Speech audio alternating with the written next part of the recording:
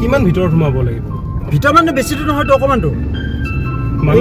মানুহজনে কি কৰে আচলতে? আৰে মানুহজনক গ'লে তুমি গম পাবা তো মানুহজন আচলতে কি কৰে, তোমাক লৈ যামতো। এখেত এজন মানে ভাল এজন মানে অভিনেতা, আৰু তেওঁ এজন মানে ডাঙৰ ভ্ৰাম্যমান থিয়েটাৰৰ এজন মানে প্ৰযোজক। গতিকে মই নামটো নকওঁ, তাত গ'লে তোমাৰ লগত মই পৰিচয় কৰাই দিম, হ'ব? ঠিক আছে। পাইছোঁ বোলে, এইটো অকণমান আগত বোলা।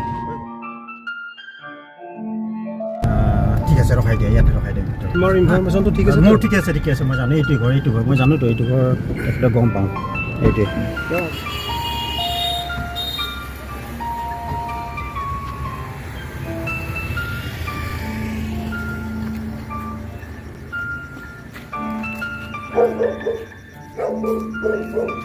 ননী, তেতিয়াহ'লে আমাৰ অনুষ্ঠান ভাগি আমি আৰম্ভ কৰোঁ। ইতিমধ্যে আমাৰ ইত্যাদি A to Z দৰ্শকসকলে বহিছে।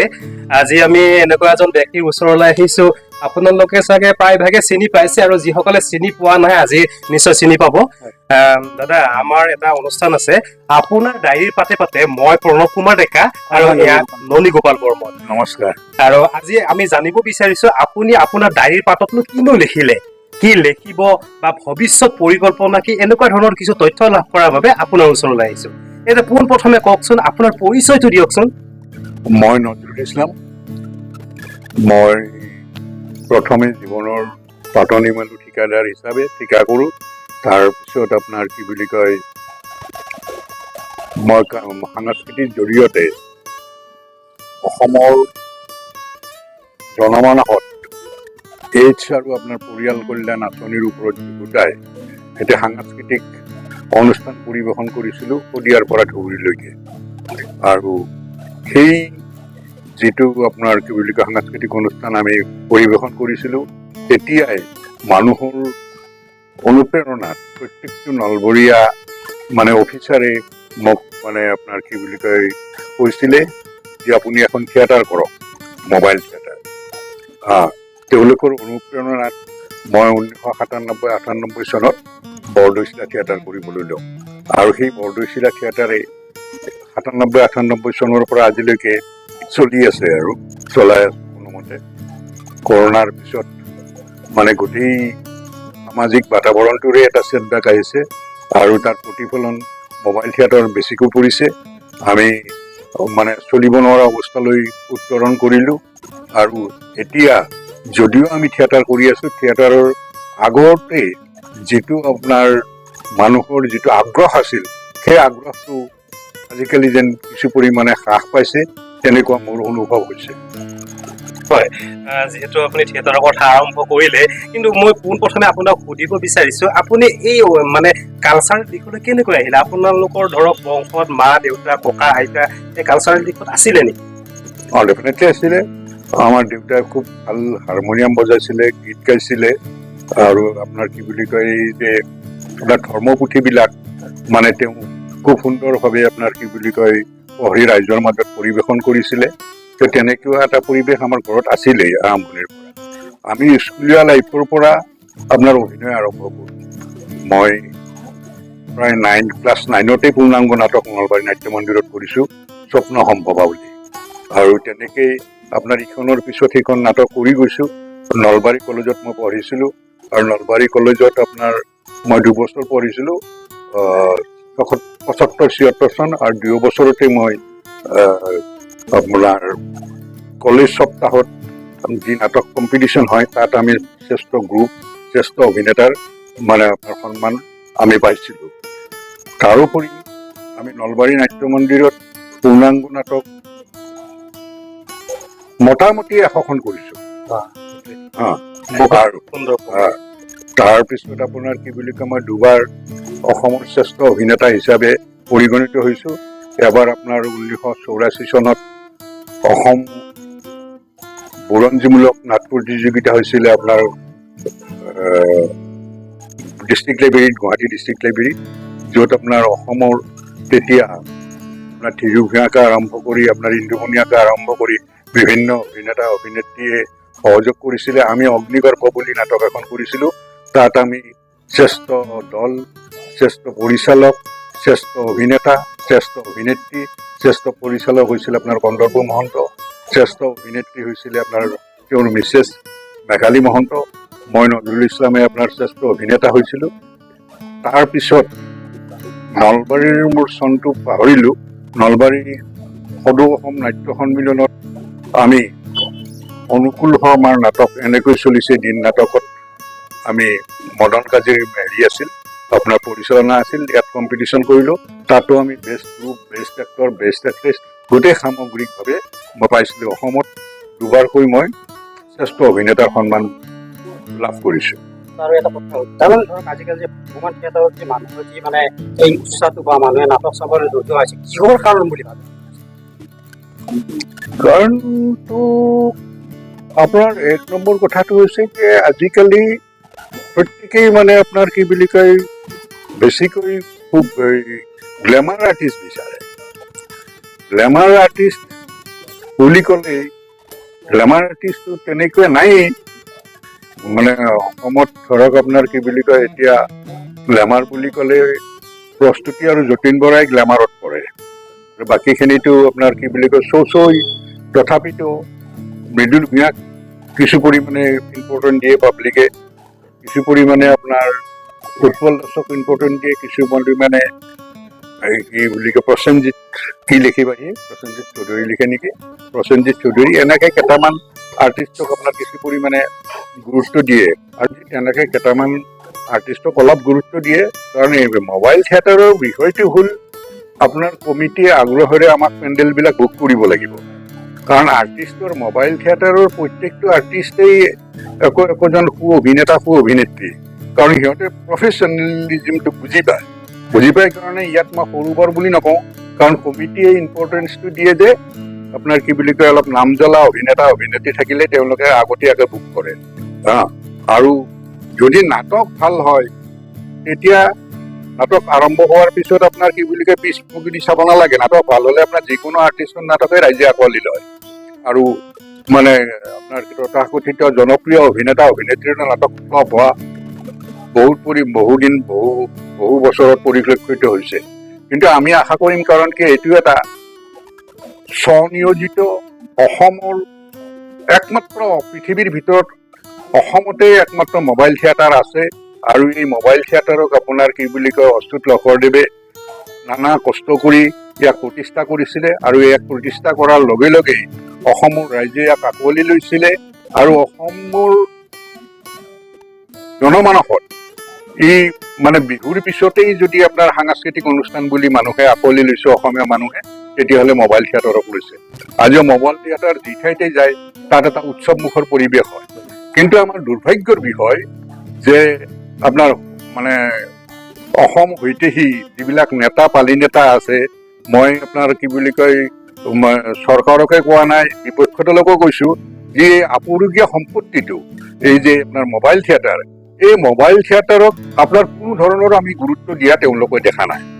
কিয়নো আজিলৈকে তেওঁলোকে মোবাইল থিয়েটাৰৰ ওপৰত কোনো ধৰণৰ বক্তব্য বা মেনিফেষ্টত কোনো ধৰণৰ আপোনাৰ কি বুলি কয় মোবাইল থিয়েটাৰৰ উত্তৰণৰ ওপৰত কোনো কথাই কোৱা নাই বা আমাক ইনচিষ্ট কৰা নাই।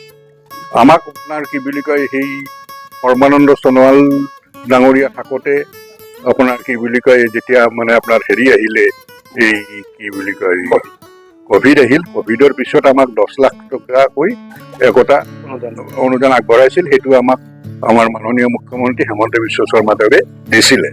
তাৰপিছত হেমন্ত বিশ্ব শৰ্মাৰ ঘৰতো থিয়েটাৰ আছে, ৰাষ্ট্ৰীয় থিয়েটাৰখন তেওঁৰ ভায়েক সুশান্ত শৰ্মাৰ মানে তত্বাৱধানত চলে। কিন্তু কিয় বা এই মোবাইল থিয়েটাৰটো আপোনাৰ মানে বিশেষকৈ চৰকাৰে কি কাৰণত গুৰুত্ব দিয়া নাই মই বুজি নাপাওঁ। কাৰণ আমাৰ ইয়াত মিনিমাম আপোনাৰ সৰু বৰ মোবাইল থিয়েটাৰ 150ৰ ওপৰত আছে, আপাৰ আছামে লৱাৰ আছামে মিলি। আৰু 150 থিয়েটাৰত ডাইৰেক্টলি ইনডাইৰেক্টলি প্ৰত্যেকখন থিয়েটাৰে 5-6খন পৰিয়াল মানে পোহপাল গৈ থাকে। এই ধৰণৰ মানে নিয়ন্ত্ৰিত আৰু উপাৰ্জিত এটা অনুষ্ঠানক তেওঁলোকে কিয় গুৰুত্ব দিয়া নাই ক'ব নোৱাৰোঁ। কাৰণ মই জনাত আপোনাৰ কি বুলি কয় মমতা দিদি চৰকাৰে আপোনাৰ প্ৰত্যেকখন যাত্ৰাপাৰ্টিকে 25ৰ পৰা 50 লাখ টকা আপোনাৰ কি বুলি কয় বছৰি তেওঁলোকে মাননি আগবঢ়ায়, মানে আপোনাৰ সাংস্কৃতিক অনুষ্ঠানটো জীয়াই থাকক বুলি। কাৰণ যাত্ৰা বুলি ক'লে বেংগলকে বুজায়, আৰু তেনেকৈ ভ্ৰাম্যমান থিয়েটাৰ বুলি ক'লে অসমকে বুজায়।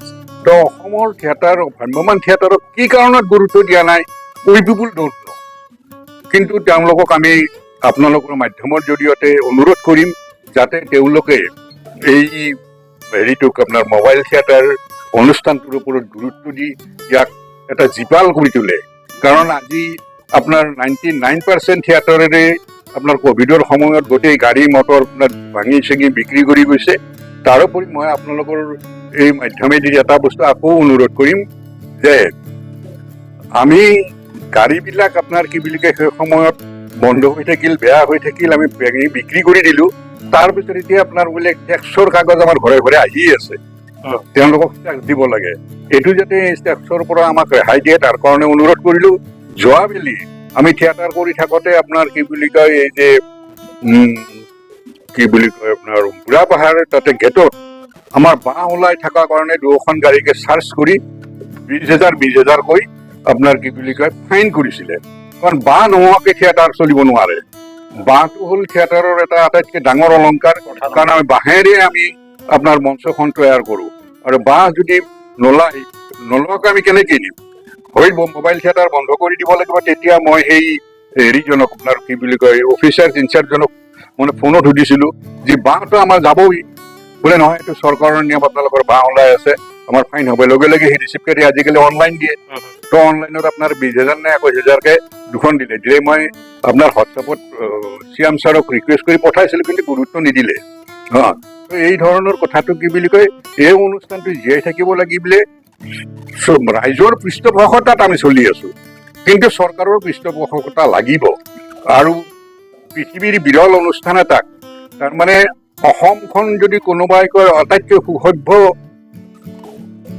প্ৰদেশ বুলি তেতিয়াহ'লে ক'ব লাগিব যে এই 150খন থিয়েটাৰে গোটেই গাঁৱে ভূঞে ভ্ৰমি ফুৰো আমাৰ লগত অন্ততঃ মিনিমাম প্ৰত্যেকখন থিয়েটাৰে 10-15জনী ছোৱালী থাকে আজিলৈকে এনেকুৱা ধৰণৰ আপোনাৰ কি বুলি কয় কত মানে ইনচিডেণ্ট আমি পোৱা নাই যে ক'ৰবাত আমাৰ ল'ৰা ছোৱালীক মানে অপমান কৰিছে কোনোবা ৰাইজে অসমীয়া ৰাইজে নিজৰ থকা ঘৰটো এৰি দিয়ে আমাক মানে তেওঁলোকে আতিথ্য দিয়ে খানা দিয়ে মানে ৰাইজে মানে আপোনাৰ সুন্দৰকৈ পৰিচালনা কৰি আমাক মানে আপোনাৰ কি বুলি কয় তেওঁলোকৰ তত্ত্বাৱধানত ৰাখি আমাক গাৰ্ড দি ৰাখে তো এইকাৰণে যে এই অনুষ্ঠানটো আমি জীপাল কৰি ৰখাৰ কাৰণে অসমীয়া ৰাইজ তথা চৰকাৰক মই বিনম্ৰভাৱে অনুৰোধ কৰিম চৰকাৰে আমাক মোবাইল থিয়েটাৰক কিয় গুৰুত্ব দিয়া নাই নাজানো কিন্তু গুৰুত্ব দিয়াটো এইকাৰণে উচিত যে এটা সময়ত অসমত নাট্যকাৰী নাছিল আজি আপোনাৰ কি বুলি কয় অসমত অন্ততঃ এই 150খন থিয়েটাৰত 103টাকৈ হ'লেও আপোনাৰ কি বুলি কয়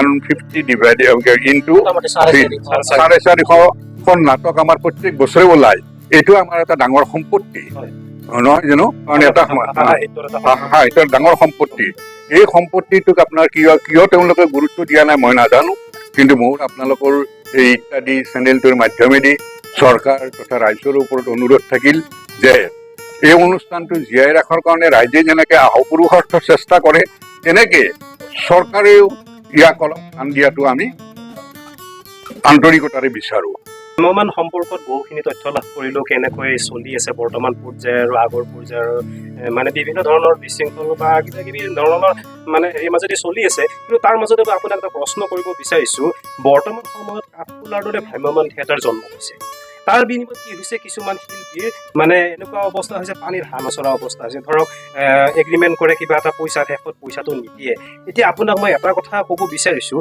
ভ্ৰাম্যমান থিয়েটাৰ মানে যিগৰাকী শিল্পীয়ে বা যিজন মানুহে জন্ম দিয়ে তেওঁ সত্তাটো নাই নেকি কাৰণ শিল্পীৰ মূল্যটো তেওঁ বুজি নাপায় নেকি নহয় কথাটো তেনেকুৱা নহয় শিল্পীৰ সত্তাটো আছে কাৰণে থিয়েটাৰ কৰিছে নহ'লে উইন বিজনেছত তেওঁ মানে আপোনাৰ ইনভলভ হ'লহেঁতেন কিন্তু শিল্পীজনে বুজিব লাগিব যে আপোনাৰ কি বুলি কয় এই অনুষ্ঠানটি পইচা পাইছে নে পোৱা নাই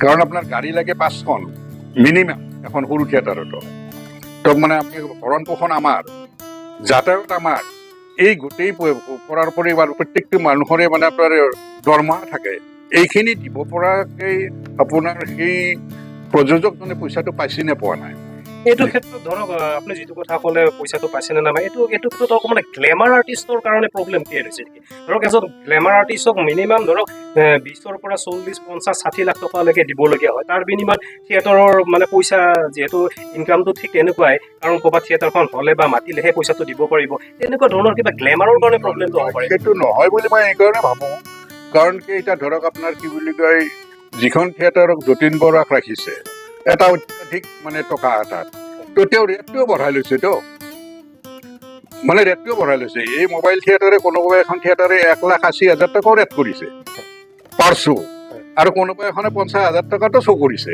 তো তুলনামূলকভাৱে আপোনাৰ কি বুলি কয়, তেওঁ যিটো গ্লেমাৰ আৰ্টিষ্টৰ যিটো পইচা, সেইটো দি তেওঁলোকে মানে আপোনাৰ কি বুলি কয় শ্বৰ বিনিময়ত পইচাটো লৈয়ে লৈছে না। তো সেইটোৱে দিয়ে অসুবিধা ইয়াত হোৱা নাই। অসুবিধাটো হৈছে যে গোটেই ষ্টাফটো মিলি বা গোটেই ইটো মিলি পেলাই আমি মানে পৰিৱেশন কৰোঁতে কিছুমান এনেকুৱা ধৰণৰ কথা আছে য'ত আপোনাৰ কমিটিয়েও পইচা নিদিয়ে। এনেকুৱা ধৰণৰ বহুত বাক বিতণ্ডতা কেছ কৰা কৰি হৈ যায়। তাৰমানে বস্তুটো হ'ল কি যে গোটেই টোটেলিটিটো এটা মানে কোঅপাৰেশ্যনত চলিব লাগিব। যে মানে আপোনাক ৰাইজে মানে আমাৰ যিটো কোম্পানীয়ে আমাক মাতিলে বা যিটো ক্লাবে আমাক মাতিলে বা যিটো মন্দিৰে আমাক মাতিলে, সেই মন্দিৰতো থিয়েটাৰখনৰ ভৰণ পোষণ দিয়াৰ বা আপোনাৰ কি বুলি কয় আমি পইচা দিয়াৰ যিটো তেওঁলোকৰ যিটো মানে দায়বদ্ধতা, সেইটো তেওঁলোকে আন্তৰিকতাৰে মানে পালন কৰিব লাগে। আৰু অন্য হাতেদি মানে আপোনাৰ কি বুলি কয় এই প্ৰযোজকজনেও মানে তেওঁলোকক পইচা দিয়া যিখিনি মানুহক মানে তেওঁলোকে বন্দোবস্ত কৰি ৰাখিছে, তেওঁলোকক পইচা দিয়াৰ কাৰণে অপৰিহাৰ্য চেষ্টা কৰিব লাগিব। কাৰণ আপোনাৰ কি পইচা দিলেহে, কাৰণ প্ৰত্যেকৰে মই মানুহজন আছোঁ, কিন্তু মোৰ বাকীত দোকান চলি আছে আপোনাৰ দেৰগাঁৱত, মই প্ৰযোজকটোৰ পৰা পইচা পালেহে মই এতিয়া সেই বাকীটো মাৰিব পাৰিম, নহয় জানো? হা, আৰু আমাৰ শিল্পীখিনি হ'ল কি আপোনাৰ খুবেই অনেষ্টলি কাম কৰে। কাৰণ আপোনাৰ দিনটো আপোনাৰ বহি থাকি ৰাতিটো মানে কাম কৰি উজাগৰে কাম কৰে আৰু ডে এণ্ড নাইট পৰিশ্ৰম কৰে, এইটো ঠিক। আৰু তাৰ বিনিময়ত যদি তেওঁলোকে চুক্তিৰ পইচাখিনি নাপায়, তো ডেফিনেটলি এটা অসুবিধা হ'বই, নহয় জানো? মুঠতে গোটেইখিনি পইণ্ট এটা কথা মই উপলব্ধি কৰিলোঁ, সমিল মিলৰ মাজত চলিব। ধৰক ইয়াতে 3টা আমাৰ যোগসূত্ৰ হয়, ভ্ৰাম্যমাণ থিয়েটাৰৰ প্ৰযোজক, তাৰপিছত অভিনেতা অভিনেত্ৰী শিল্পীসকল আৰু লগতে ৰাইজ, আহ্বায়ক কমিটি বা ৰাইজ, এই গোটেইখিনি ইণ্ডাষ্ট্ৰী চলি আছে।